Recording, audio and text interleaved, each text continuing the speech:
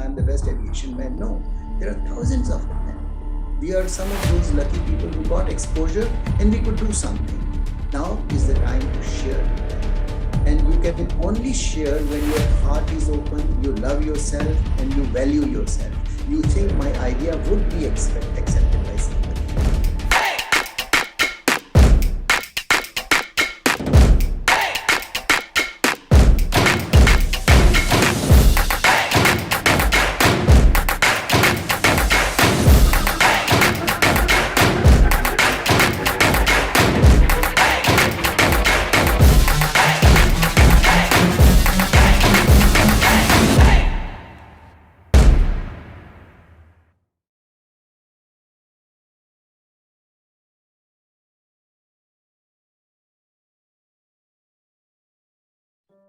It's no secret that the world is ever changing place.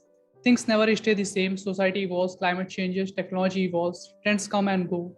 The world has become a fast-paced place, as well as more and more dependent are put on our times. And technology evolves to let us do things quicker and easier. It can be hard for a person to keep up with it, and it can be certainly hard for a business to keep up. That's why people and business need to be more agile and flexible in order to adopt. Hello and welcome to the Honest Talk by Freak Folks. I'm Harsh Pandey. For this particular session, we have with us very special guest today, Mr. Inderjit Singh, sir. He's an advisor with the United Nations. He has served in the senior level diplomatic position in several countries, Africa, Middle East, Asia, and South America. He is selected among the 12 Global Impact Leaders 2020 by a renowned accreditation group in London, UK. He was the CEO of Indira Gandhi International Airport, New Delhi, the busiest in India and the 16th busiest in the world. He is an MBA followed by the Advanced Management course at Oxford University, UK, and the University of California, Berkeley, USA. Mr. Singh is a visiting faculty and resource person to many renowned learning institutions and a keynote speaker in major conferences. He regularly contributes articles on topical matter related to aviation and behavioral sciences in some leading journals worldwide. His latest book titled Tough Roads Create Tough People was globally launched in London on 30th June 2021. So first of all, sir, I welcome you to in this session. Thank you so much for joining and agreeing to share your thoughts with us. Thank you, Harsh. Thank you for inviting me, and I'm sure we are going to enjoy our interaction today. Sure, sir. It's our pleasure too. So moving to the topic of today's session, which we have chosen is consequence management. So my very first question to you is, or rather it's a kind of a request to you, please explain to our viewers about our conversation topic, consequence management. What does the concept entail? Okay, good. Very good question to start with. Yes, consequence management has always been important, but in the present scenario that we are going through, and of course in the past also, we always emphasized on the need for consequence management. There are many ways of management. This is one of the different styles of management.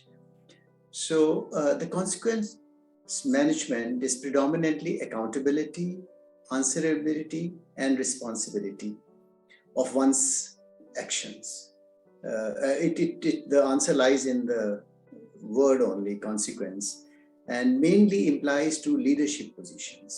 So since we are predominantly going to talk about leadership, the leadership traits, and what a leader should be, and if at all, to what an extent I have been able to play that role properly. So consequence management is the coordination of measures taken in order to react, to add, to reduce the impact of the effects of an incident. Incidents are inevitable. So the whole idea is to see how to coordinate our measures so that the impact is bare minimum.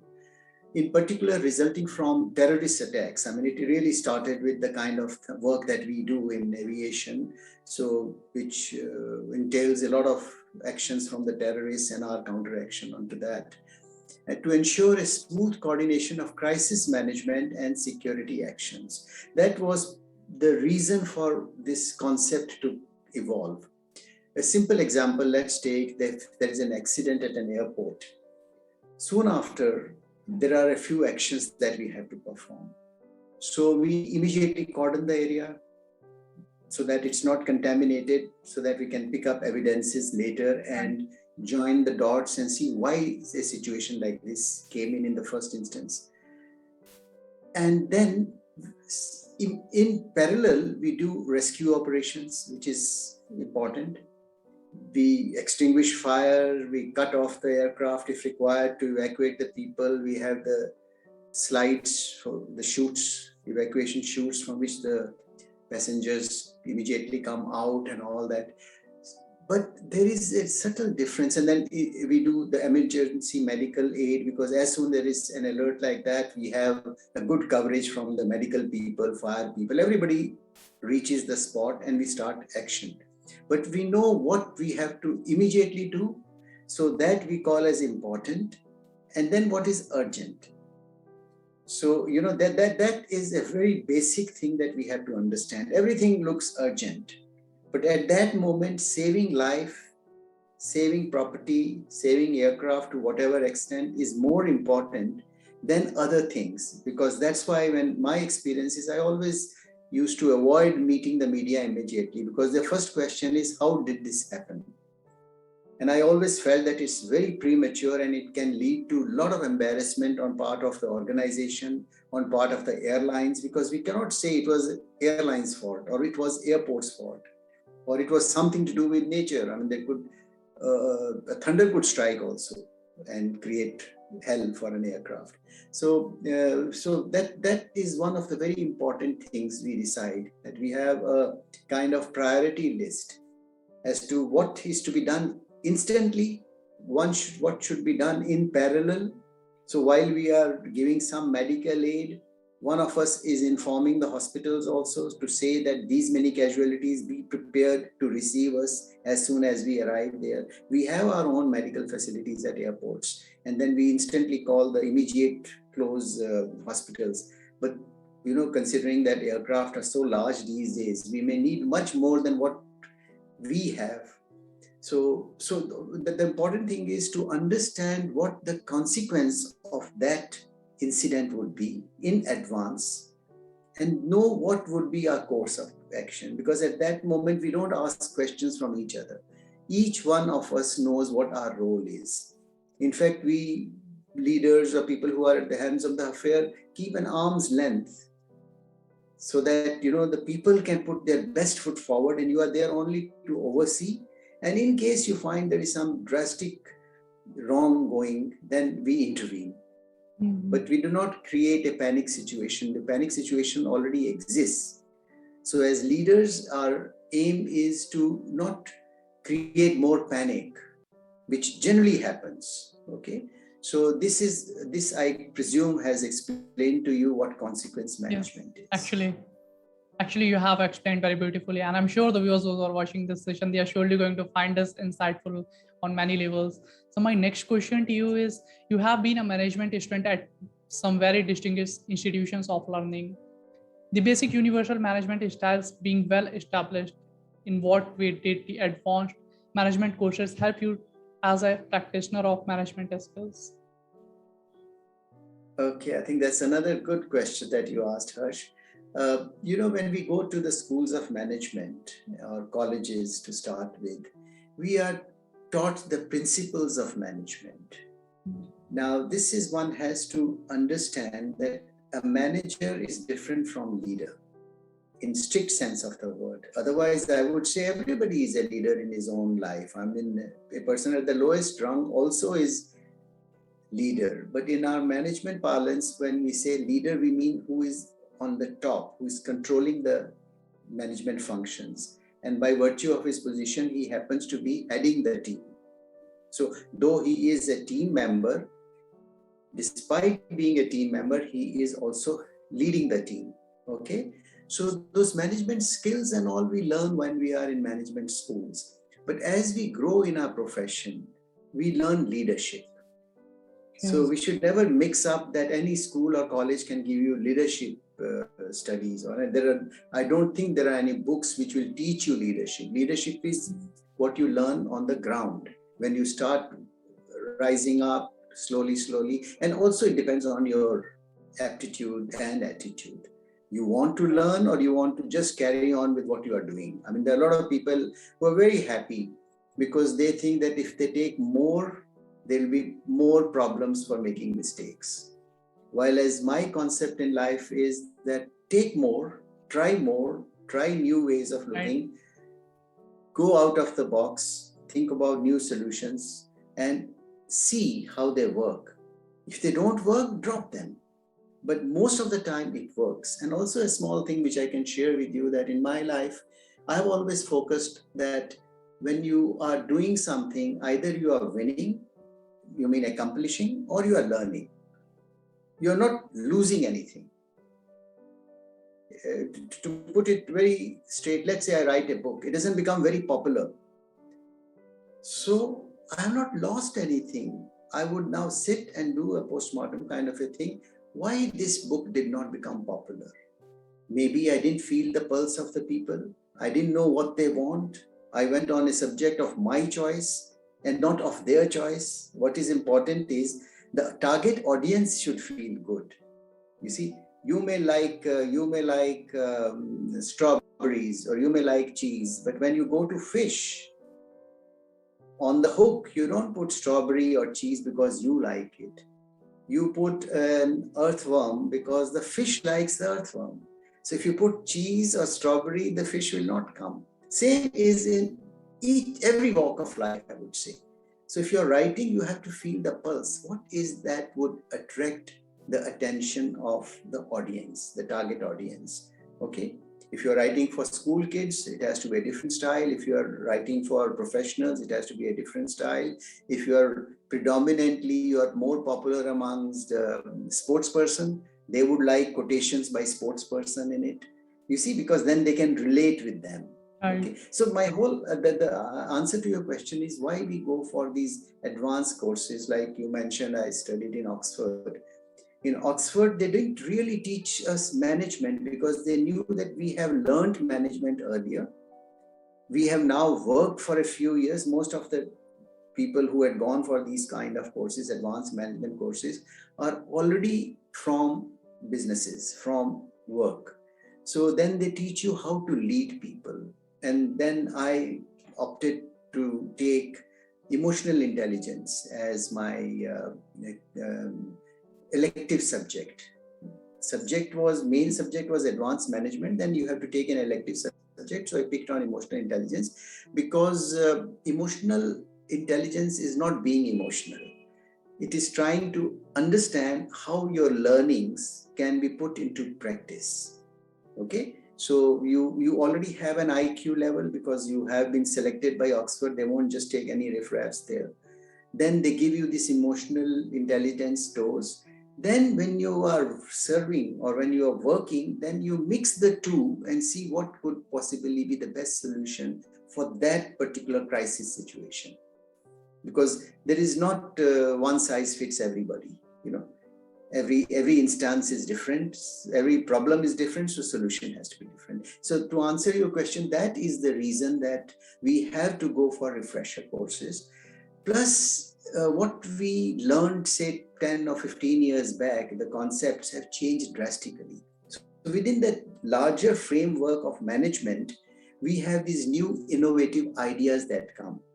And the best part is that when you go to such higher institutions and people come from different walks of life, then you interact with them. I think I've learned a lot by interacting with people rather than going through the books. Because, you know, books is what the concepts were. The concepts may be correct, but then you have to fine tune them according to, look at music, look at what was very popular 10 years back and look at the style of music now. So if you're still producing the same kind of music which was 10 or 15 years back, it would not be as much cherished or welcomed as the new style of music will come. So is that okay for you, the answer? Yes, actually, this was really very wonderful answer. And you have actually focused on many terms which need to be discussed. And I'm happy that you have coined and discussed in length. So my next question to you is actually, you do a good deal of writing articles on aviation matters and subjects related to behavioral sciences. I make it a point not to misreading them. There's always a deep message related to life and management. So it's a kind of a request to you. Please share with us the philosophy behind your two latest articles Being Boundless, Sans Barriers, and Love Yourself, Be Your Own, both published in two different popular magazines in the UK, and the articles are currently trending heavily on social media. Yes, I'm so delighted. And what is most important is that people are reacting to them. The one article which you mentioned about, first you said, what's the reason? The reason is that anything, if you learn and do not practice, because you can't practice each and everything that you have learned at your workplace. But I want to keep that alive. So what I have learned, unless I express and share with people, it would go, then I would get out of touch. One, I will forget what I have learned. Number two, the desire to learn further will also go away. So if I have to write 4 pages, I think I have to read at least 3 or 4 or 5 books on that subject, because nobody would spend his or her time to read something which is already known. Okay. So if I was to write on emotional intelligence and just keep on quoting some great authors whom I love and I still read them, but that's already there. At the click of a finger, you can find out what so-and-so wrote and what so-and-so wrote. Yes, we can draw inspirations from them. But I feel that it is better to be a poor original than a great copy. Okay? Because originality is very important. And as an author or as a writer, I love to see that what is the value addition I can make. You should, the reader should get some value out of it. Otherwise, he's spend a few dollars and forget about the dollars part. He's spending his precious time, like we are talking. And if somebody is going to watch us later, he should feel that, okay, there were 2 or 3 takeaways from this discussion. Maybe they were known, but we are re-emphasizing. Okay. Everybody knows that you have to drive safely, but when you leave your home, somebody from home will say, be careful, drive safely. You don't have to say, well, I know I've been driving for 20 years. No, it's only the person's concern for you. Okay. So you have to respect that. That's exactly with our discussion today. Our discussion should be welcomed by people, and so should be our writings. So this book was predominantly on breaking barriers. As you mentioned, the name, it says, yes, the idea was that, you see, in today's world, we professionals cannot live in a compartment and work. Today, let's say as an expert or a medical person or an aviation person, you are in one country, tomorrow will be another country. I had the privilege of working in 35 countries, sometimes for 15 days, sometimes for 1 month, cumulatively. But the idea was then, important is that that barrier between countries should be gone in your mind. Now we are talking of mind. Physical boundaries have to be there. Otherwise, there'll be invasions, one country getting into another country. So, and for regulatory functions, law and order and this and that, you have to have your boundary of a particular nation. But your minds could be universal. So technology is there. There is nothing like this technology, American technology, French technology. All technologies have to be used for making something. Think about vaccines, for instance. I mean, had we been sitting in our own compartments and doing it, we would have taken 15 years. But collectively, all the nations, all the scientists and all joined with the help of the World Health Organization, which is the overall regulatory body for health. We were able to produce a vaccine in less than 1 year, which is unheard of if you see what happened in the past. So barrier meaning break the barriers of mind. Okay, your mind, my mind, even if we are sitting at poles apart, you are in the United States and I am in Africa, we can think alike.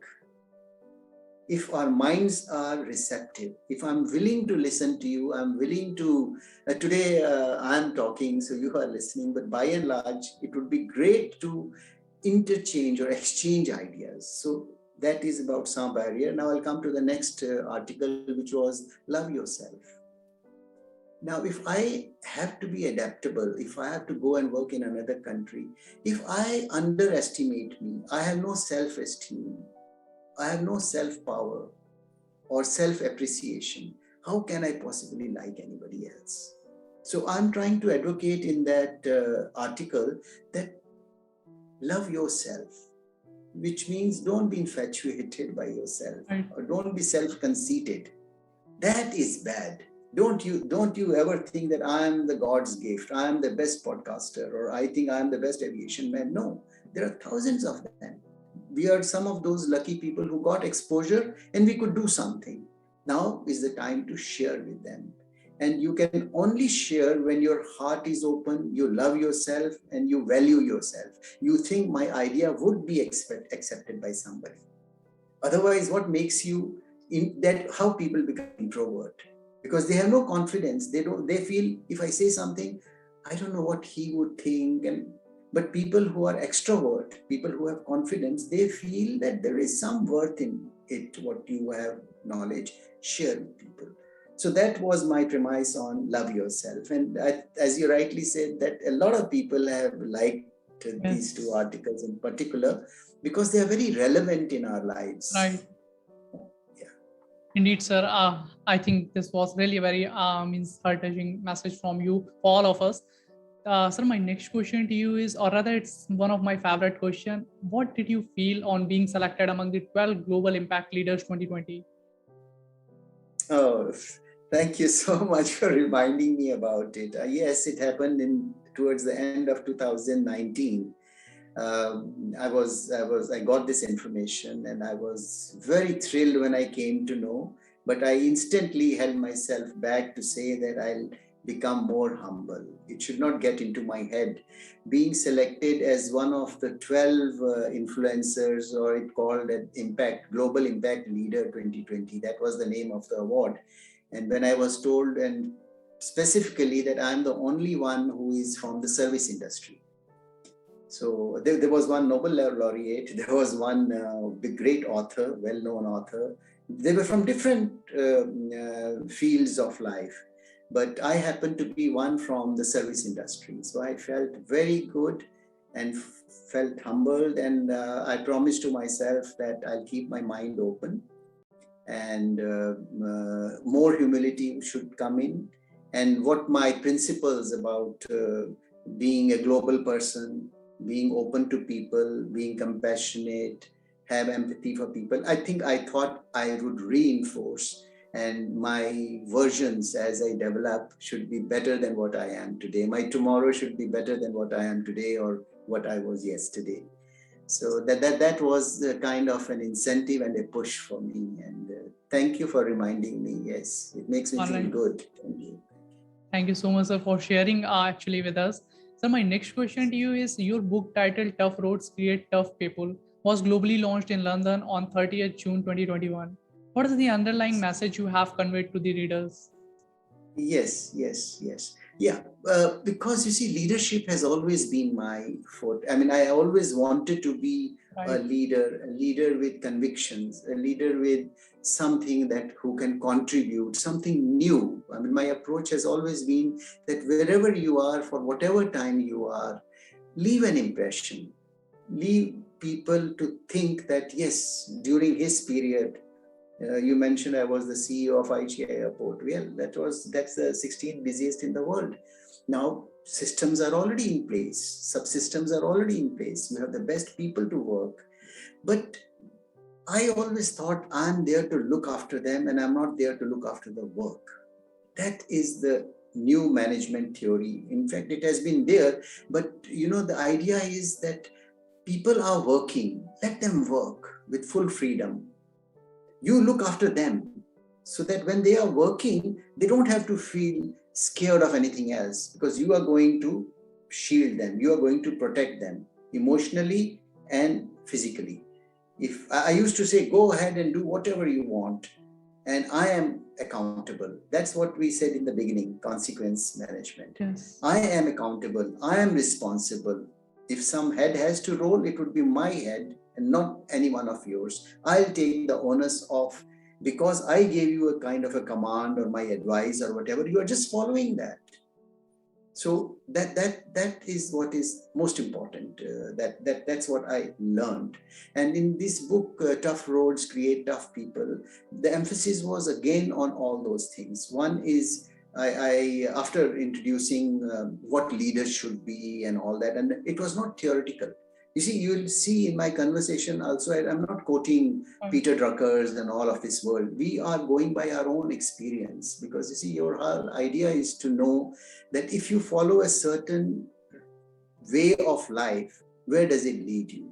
And if you think, I have been a bit successful, you would like to know what was the reason behind it. And still, God willing, there is a long way to go. One can keep on striving to better yourself. And then one important message which I conveyed, Harsh, through this is that never say die. Never say not possible, or never say it's all over. Okay, you struggle, you strive, sometimes you win, sometimes you lose, but I say you don't lose, you learn. Okay, lose for that moment. Somebody may say, let's say you're playing a game of golf, you had 3 bad strokes, you lost the game, but look at the advantage that by playing those 3 wrong shots, you learned that this is not the way to play. Next time I would do it in a different way. Then I'll come home, study on YouTube that if this is the situation, this is the course is damp, the grass is little more than normal, what kind of a club should be used to hit the ball? Like you do analysis and find a way, a superior way out. Because we are here, you see, in life, we are not here to score points on our achievements. Achievements should be used more like an inspiration to do better, okay, and to share. Because if we have also been inspired by people, after all, we owe a great deal to them, whether they were books or professors or in real life. We have come across our superiors. Even today, some of my senior person whom I was working with calls me. Even if I'm sitting, I'll get up and receive his telephone. I mean, that respect automatically comes that, as if he's training in front of me and I'm in my office and he has walked in. And I had such lovely experience. I was an advisor to the government of Mauritius, and I was reporting to the Honorable Prime Minister of the country. My office as an advisor to PMO, Prime Minister's office, was just next to him because he was the Minister for Civil Aviation. One day, he wanted to meet me, but then there was a lag of half an hour. He had to rush to some urgent cabinet committee meeting or something. He walked into my office and he said, Inderjit, we were to meet at 2:30, we'll meet at 3 because I'm just rushing for a very urgent crisis problem. So that's the day I learned humility. I said, my God, he has a battery of assistants and secretaries. Anybody could have called and said, Honorable Prime Minister, will see you at 3 o'clock. That's all. But he came to my room. I mean, he probably was walking through the corridor. He just knocked, walked in, say, in fact, I was shocked because if you really see, there's not a big deal, a prime minister going to his advisor's office. I mean, it's okay. I was much, much younger to him, but the position was such that I was the advisor to him. But it doesn't happen very often. Only people who are above a certain level think of these. They don't even think it's spontaneous. I mean, probably when he left his office, he didn't know that he'll get late or something. So on his way, he just stopped and said, okay. And then it's not that he forgot, because soon after that, I got a call from his secretary. She said, sir, we'll meet you at 3 o'clock. She didn't know that Prime Minister will go and tell me. But see, I could correlate that he had left a word there also, but he felt there's no harm in myself telling him. So, these things are never written in a book, how prime ministers or how presidents behave. We get to know when we start interacting with people of that caliber and stature. And then you realize, no wonder they are there for these virtues, they are there. Everybody doesn't become a prime minister. So we are all equals, but then one of us or some of us become first amongst equals. So that is what one should look for. I mean, as a message, I can only say that I rate all professionals equal, but then one of us has to be first amongst equals. Like in an army, you have all ranks, you can't have all generals. There has to be one person on the top to regulate the functioning, because he is answerable, he is responsible. So, and he's accountable to the nation, to the people whom he's serving. Indeed, this was really a very superb answer from your side, sir. And I think this is something we all need to actually learn. Sir, my next question to you is, and perhaps the most important question, the aviation industry has experienced a devastating year in 2020. In the current status of the pandemic, what do you consider as the most urgent task to perform? Oh, yes. This is very timely question. And I think this is very, very important. In any crisis situation, it's important, but more so these days. Since we are focusing on leaders, you started with that premise that the discussion is on leaders, but I'm speaking generally across the board for everybody, but for leaders in particular, because their words are taken seriously by people, because they speak out of conviction, they speak from their heart. I mean, I don't believe in speaking from my teeth. I believe in speaking from my guts. So I have no definite agenda to tell you or discuss you, and not prepared any points and all. But my instant answer to you is that we have to build confidence among people, which is shattered now. Air travelers, which used to feel very safe. Okay, before 9/11, there was the security problems. Now 9/11 sorted out security problems. Now this health problem has crept in. So people are very scared, now they find themselves very vulnerable to even think about traveling by air. First of all, they think airports are very crowded. Then they think that they're sitting in an aircraft in that tube for, let's say, 7 hours to 14 hours, depending where you are going. There may be some people who are infected. So that fear is there. So what our attempt or effort is, one, to upgrade our infrastructure so that fear is gone amongst people. Seeing is believing. We can do a lot of lip service by telling our airports are perfect and our airlines are perfect and aircraft are perfect. But when they come and see those gadgets, then they know that, yes, these people mean business. They are serious. There is something to check temperatures. There is something to see that you are not touching anything, contactless and touchless, passport checking, immigration, everything. Nobody will hold your passport. Then your baggage will be totally untouched by human hands. It will be left on the conveyor. It will go to the aircraft. Only when you reach at the destination, you will lift yourself.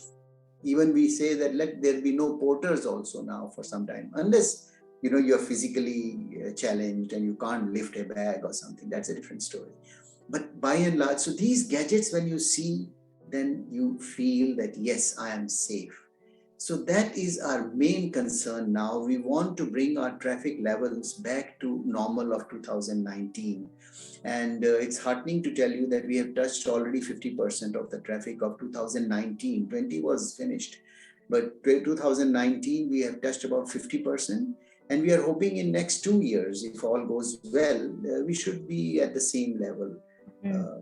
So this is important from this point of view, that we have to tackle this problem on many fronts. Upgrading our infrastructure. Number 2, instilling that confidence, allaying that fear which people have gone inside their system. So once that is okay, we'll be back to normal. We'll be on the track. Well, sir, I think you have actually shared many important things, and many things, there are a lot of things need to be learned. And sir, I can say there's a lot more to learn from you, but today I don't want to take too much of your time. So moving to my last question of this session, towards the end of our conversation, could you please, in 2 words, define the way forward? In 2 words, that's a tall order. But what comes instantly to my mind in 2 words is paradigm shift. Okay. Now, let me tell you what paradigm shift is all about. I'm sure you know, but let me elaborate a little, take a minute or so. So a paradigm shift is a change in the way of thinking, in the way of acting, and in the way of performing. Okay, because now this pandemic, like I sometimes even say, that the universe has shaken to awaken us. The universe felt, the supreme powers thought that we have taken life a little too easy. The world has taken life too easy. So it was a way to tell people that become alert, come down on your toes and start afresh. So this pandemic has taken us back, let's say, depending from field to field. It's taken some people forward, like medical has advanced instantly in coming out with this virus, for instance. But aviation is gone back. Certain businesses have gone back, certain businesses have flourished, like online businesses flourished. So, like there are takeaways, there are benefits, there have been a lot of disadvantages, but disadvantages definitely overweigh the advantages. Okay, so the term paradigm shift is a Greek word, and it means a model, a theory, a perception, or a frame of reference. And the term paradigm shift is first a break with tradition, with old ways of thinking. And it's not today, it's been happening since these words originated, the paradigm shifts and all. So you have certain preconceived notions about the world. You have to break away with that. Like, let's say the earth is at the center of the universe. This theory has been going for all, God knows, hundreds and thousands of centuries. Then it came, sun is at the center. So that was a paradigm shift from one concept or belief that the earth is the center of the universe and everything revolves around it. It came that sun is at the center. So, that's called a paradigm shift. We had Newtonian model of physics, then came the Einsteinian model, which was total a breakthrough. Okay. Then we have clockwork paradigm. Then came the relativity paradigm, which changed the whole system. Generally, the world thought Earth is flat. Then somebody discovered that it's a globe, which it is really. But the person who discovered that and advocated that was hanged to death because he was different. He was thinking out of the box, but he didn't have scientific reasons to prove by formulas. But it was a paradigm shift. Imagine world is flat and then you find the world is a globe. So many, Iron Curtain, for instance, people thought Iron Curtain is there for life, but then came reunification, merger of two countries, creation of Europe as a union. Sometimes you would think this is not possible. 8, 9, 10 countries which are always at war in the history, if you look back, then they become like friends and they start working together because realization dawned that together we can achieve, separated we'll be fighting all the time. So, this change in your thinking is important, and not only in thinking, but in implementing. Right. So that answers, I think that covers a lot of aspect of being global, being open-minded, accepting what is good, throwing away all your negativity, becoming a good human being. That ultimately should be the biggest virtue in your life. If you say, I'm a good professional, I'm a wonderful professional, but I'm a good human being. That motivates you to do even better and try to become even better and better and better. That's why we say that let me tomorrow be a new version of what I am today. Exactly. That probably I could sum it up by saying that, yes. Thank you, sir. This was really a very great and nice word which you have actually told. I'm sure the viewers, those who are watching this session, they are surely going to find this insightful. I'm totally sure about this. And I must say that the kind of energy you brought into the session was very inspiring for all of us. And I must say this is really a very kind of a healthy conversation with you over the topic I must have on my personal level. Thank you so much, sir, for joining and giving your important time. We look forward to conduct more sessions with you in future. Thank you, Harsh, for inviting me. I enjoyed every moment of our conversation, and keep in touch. Sure. There's always another time. Right. Yes. Okay. Thank you. Thank you very much. Bye. On the ground is where I stand. Never give up, that was always the plan. It's so cold outside.